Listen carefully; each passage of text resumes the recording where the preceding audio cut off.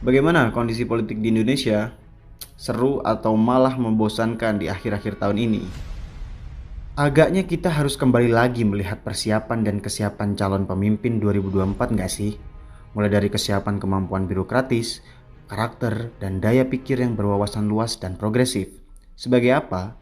Ya tentu sebagai upaya untuk membayangkan bagaimana kelak cara pemimpin itu memimpin dalam wilayah kepentingan publik.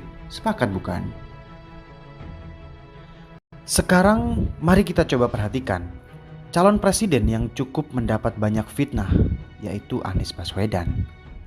Anies Baswedan akhir-akhir ini banyak mengalami fitnah sebagai calon presiden yang didukung oleh barisan Islam ekstremis. Dianggap sebagai bapak politik identitas dan dianggap sebagai mantan gubernur yang gagal membangun ibu kota Jakarta. Hal ini diwajarkan karena momentum politik 2024 tidak jauh lagi. Terlebih sosok Anies Baswedan yang dianggap kontras dengan kepemimpinan rezim saat ini. Tapi mari kita kembali lagi pada topik, yakni bagaimana seseorang calon pemimpin bangsa harus memiliki pola pikir dan karakter yang baik. Di sini, dalam suatu kesempatan sebagai seorang pembicara, mari kita mengkaji Anies Baswedan dalam segi ide dan isi kepalanya tentang sebuah upaya untuk menciptakan kemajuan masyarakat. Kita tahu bahwa pejabat publik atau akademisi selalu bernarasi tentang suatu konsep yang ideal dan terkesan utopis atau mustahil, baik itu tentang keadilan maupun tentang kesejahteraan ekonomi. Kita selalu mendengar istilah ekonomi Pancasila, keadilan politik, pemerataan, dan sebagainya. Tetapi, agaknya seluruh narasi itu tidak terwujud pada masyarakat. Mulai dari pemerataan, keadilan hukum yang terjadi justru ketidakadilan, kesenjangan ekonomi, dan lain sebagainya.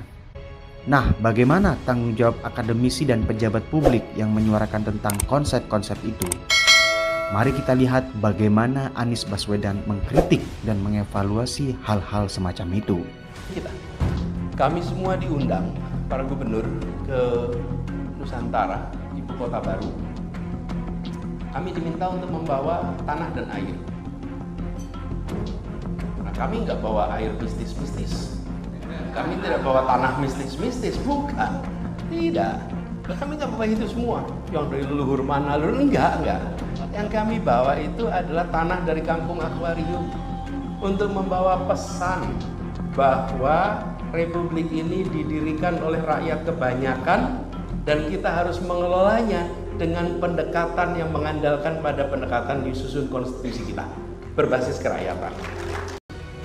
Karena itu ketika saya kemarin bertugas sebagai rektor di Universitas Madinah, saya bicara, yuk kita bahas bagaimana menerjemahkan ekonomi kerakyatan, ekonomi Pancasila dalam sebuah model-model perekonomian, model-model ekonomi yang matematikanya bisa dihitung. Karena selama ini model itu berhenti di dalam filsafat. Jadi kalau kemudian Bapak Ibu ketemu dengan pengambil kebijakan bilang, Pak, kami ingin kebijakannya berorientasi sosial. Itu pengambil kebijakan juga bingung. Loh, tunjukkan saya caranya. Kalau dalam pidato saya bisa pidatokan. Tapi kalau tunjukkan kebijakan, apa yang harus kerjakan? Kenapa contoh dari social market economy di Jerman itu menarik? Dan itu ada ilmunya sekarang. Dan yang menarik, kampus-kampus di Amerika Serikat mulai mengimpor dosen-dosen dari Jerman untuk mengajarkan social market economy di pusatnya kapitalisme di Amerika Serikat. Berbondong-bondong sekarang mereka diundang. Namanya social market economy. Bagaimana pasar dengan spirit keadilan. Nah, ini Bapak sekalian PR kita yang harus kita tuntaskan. Ketika kita mengkaji ini dengan banyak ekonom-ekonom Indonesia, semuanya merasa alhamdulillah akhirnya filosofi yang kita punyai itu punya instrumen aplikasinya. Ini Bapak sekalian yang saya merasa PR ekonomi kerakyatan ini masih slogan, masih menjadi filsafat.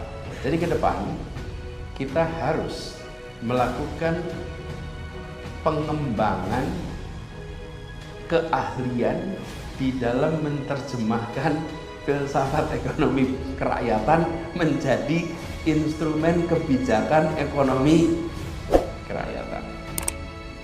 Jadi ini membuat ekonomi Pancasila, ekonomi kerakyatan itu tidak menjadi sesuatu yang utopis. Kalau sekarang ngobrol tentang ekonomi Pancasila di kalangan ekonom itu mandang, ya itu utopis itu. Pasti begitu. Secara terbuka ya semuanya pasti bagus lah, namanya juga filsafat keadilan. Ada yang tidak setuju. Tapi dalam prakteknya model matematiknya tidak ada, kebijakan publik yang kokohnya juga belum ditemukan. Nah, sekarang kita coba lihat di negara lain. Bagaimana kira-kira negara lain? Kita jangan hanya membandingkan dengan seharusnya, tapi kita membandingkan dengan yang sudah senyatanya bisa dikerjakan. Saya rasa Bapak Ibu sekalian punya banyak contoh. Tapi izinkan saya ngambil contoh satu aja, yang produknya kerasa kita di sini. Selandia Baru. Selandia Baru itu punya koperasi susu yang anggotanya 9.000 peternak. Ini nggak kalah banyak dengan anggota di Bandung, Pak. Ya, ini 9.000 peternak deh di sana. Tapi koperasi ini menguasai 30% ekspor susu dunia. Kita punya di Indonesia, namanya KPSBU, Koperasi Peternak Susu Bandung Utara. Sekarang saya cerita Jakarta, boleh ya? Jakarta. Walaupun udah pensiun, Pak, bisa. Ada pensiun, tapi saya cerita Jakarta, boleh kan? Boleh.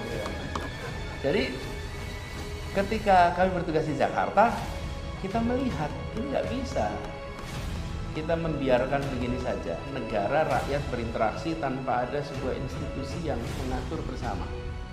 Jadi kita gunakan pendekatan koperasi ini untuk sebuah dalam tanda kutip policy eksperimen, policy breakthrough yang belum pernah terjadi sebelumnya.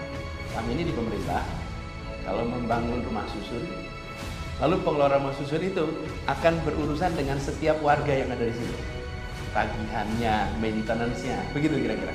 Semua kita kerjakan. Nanti pada bayar tuh bulanan. Seperti apartemen. Nah, kampung akuarium itu kampung yang dulu digusur. Hilang, kemudian kami bangun kembali kampung itu. Dibangunlah tower di sana, dan warganya kembali masuk ke sana. Nah, ini kita ubah konsepnya. Bukan pemerintah berurusan dengan per warga, kami minta mereka membuat koperasi untuk mengelola itu semua. Namanya Koperasi Akuarium Bangkit Mandiri. Mereka menjadi entitas berkumpulnya seluruh warga yang tinggal di sana harus anggota koperasi. Tanpa anggota koperasi tidak bisa ikut tinggal di rumah susun. Harus. Lalu seluruh pengelolaan rumah susun itu dikelola oleh koperasi. Pembayaran bulanan oleh koperasi. Jadi negara tidak berurusan langsung dengan rakyat, tapi berurusan lewat koperasi. Kan kita biasanya panggil manajer apa? Bikin PT mengelola rumah susun, bukan?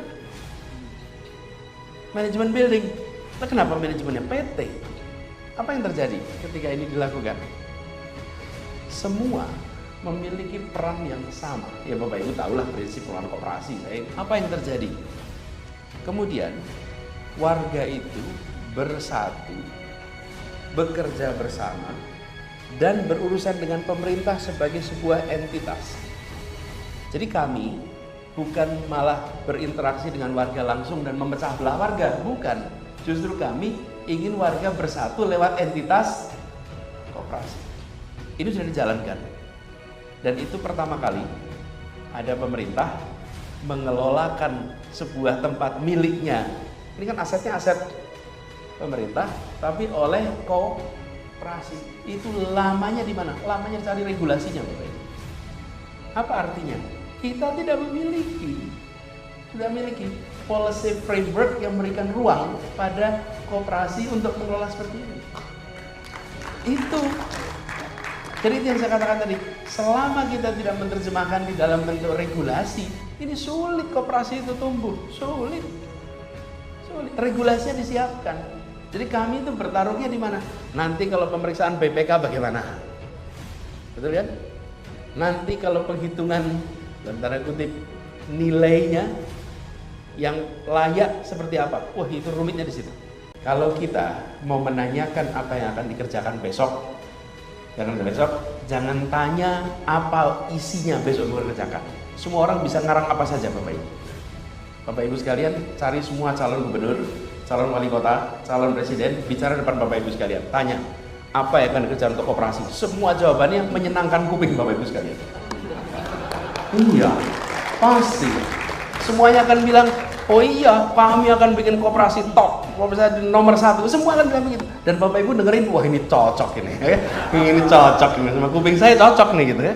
Oke, pas tahun berikutnya berjalan, kok Rauno nggak ada kenyataannya ya gitu. Nah, kami nggak mau menawarkan itu Bapak Ibu sekalian.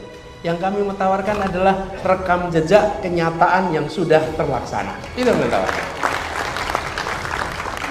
Kenapa? Karena ini rumus ini dalam psikologi 101 nih. Semua yang belajar ilmu psikologi tahu. The best predictor of your future behavior is your past behavior. Okay? Prediktor terbaik untuk perilaku di masa depan adalah perilaku di masa lalu. Itu prediktornya, bukan kata-kata kita tentang masa depan. Jadi Bapak Ibu sekalian, berhentilah fokus pada visi misi, karena visi misi itu bisa disusun orang lain dan bisa indah sekali. Lupakan itu Bapak Ibu. Visi misi. Selalu setiap kali ada kandidat datang, saya ingin dengar visi misi. Hanya mesti bagus Bapak Ibu. Mesti bagus. Terus apa yang Bapak Ibu dapat dari visi misi yang bagus itu? Keterpesonaan sementara. Ya, itu yang Bapak Ibu dapat. Tanyakan rekam jejak. Tanyakan rekam jejak. Visi misi itu imajinatif, tapi rekam jejak itu realita. Dari cuplikan itu bisa kita lihat bagaimana Anies memiliki konsep dan wawasan untuk membandingkan pola ekonomi di Indonesia dan luar negeri. Ia menjelaskan bagaimana konsep yang terkesan utopis bisa diturunkan pada tataran teknis atau praktek. Demi apa? Untuk mewujudkan tujuan dari konsep tersebut. Di sisi lain, Anies Baswedan memiliki kemampuan untuk membahasakan dan mempengaruhi orang-orang agar menjalankan upaya-upaya teknis bersama demi mewujudkan esensi dari sebuah gagasan. Hal ini tentu menjadi prasyarat penting bagi seorang pemimpin agar tidak gagap menghadapi tekanan dan masalah publik ke depan. Tidak hanya itu, ia juga akan menerangkan bagaimana gagasan itu diturunkan menjadi upaya praktis pada masa kepemimpinannya di DKI Jakarta. Coba perhatikan ya, di sini Anies Baswedan cukup berani untuk mendobrak kesadaran publik tentang karakter calon pemimpin yang berbicara melangit, tapi nir kenyataan. Sebagai seorang calon pemimpin, Anies Baswedan terang-terangan membawa narasi yang tidak mainstream. Mungkin dia akan mengalami semacam sinisme politik dari lawan politik yang diuntungkan oleh praktek politik yang tidak baik. Tetapi begitulah seyogyanya calon pemimpin, harus berani melawan arus untuk menciptakan perubahan kepemimpinan politik sekaligus memberikan kesadaran kepada publik agar bertumbuh mindset publik tentang apa dan bagaimana seorang pemimpin itu. Hal ini cermin dari pendidikan kepemimpinan bagi masyarakat, agar masyarakat tidak menganggap bahwa pemimpin itu pasti luar biasa. Tidak. Keluarbiasaan pemimpin dilihat dari cara berpikir dan tindakannya untuk memberikan manfaat yang banyak bagi masyarakat. Lantas bagaimana sekarang menurut kawan-kawan Barisan Akal Sehat? Apakah kepemimpinan gaya seperti Anies Baswedan adalah gaya kepemimpinan yang cocok untuk Indonesia yang lebih baik ke depan? Semua bergantung pada persepsi masyarakat, karena masyarakatlah yang punya hak pilih untuk menentukan mau dibawa seperti apa watak atau karakter pemimpin Indonesia ke depan.